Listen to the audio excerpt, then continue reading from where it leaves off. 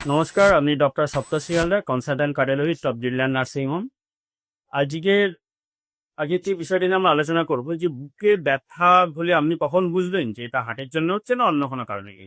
বুকের ব্যথা হলে অনেক কারণের জন্য হয়, শুধু হার্টের জন্য না। হার্টের কারণের জন্য হতে পারে, মাসকুলারতে হতে পারে, লাং কজের জন্য পেন হতে পারে, জিআরটির জন্য পেন হতে পারে। তো বিভিন্ন কারণের জন্য বুকে ব্যথা হতে পারে। কিন্তু এই বুকে ব্যথা যখন হবে তখন কোন কোন ব্যথা থেকে আপনি বুঝবেই যে এটা আপনার হার্টের জন্য।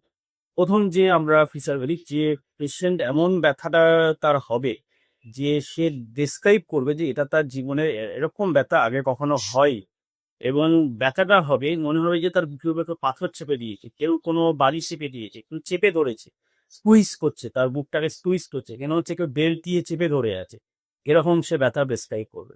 সেকেন্ড যে ধরনের আমরা ব্যথা দেখতে পাই, বিকের ডাকার সাথে সাথে প্রচন্ড মানে সোয়েটি, পাখা চলছে, এসি চলছে, তবুও পেশেন্ট হচ্ছে বুকে ব্যথার সাথে সাথে অকারণে ঘামছে, সেক্ষেত্রে আপনাকে এটা হার্টে ব্যথা হওয়ার ইচ্ছা। আরেকটা হয় বুকে ব্যথা মাটিতে হচ্ছে, তার সাথে ব্যথাটা হচ্ছে আমরা ছড়িয়ে যাচ্ছে, বিভিন্ন স্প্রেড করছে, আমরা হাত পর্যন্ত বাঁ হাতে ছড়িয়ে এসে পড়ছে, আপনার চোয়াল হচ্ছে শক্ত হয়ে যাচ্ছে, মনে হচ্ছে কেউ গলাটা চেপে ধরছে, চোকিং সেন্সেশন হচ্ছে। সেরকম যদি আপনার পর এরকম সেন্সেশন আসে, সেটাও হাইড্রোজেনের জন্য হতে পারে।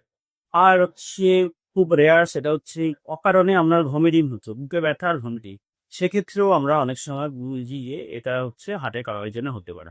তো এরকম যদি আপনার এরকম প্যাটার্ন অফ পেন যদি আপনার লুকিয়ে হয়, তো সেক্ষেত্রে আপনাকে ইমিডিয়েটলি ইসিজি করা দরকার এবং ডাক্তারের পরামর্শ নেওয়া দরকার।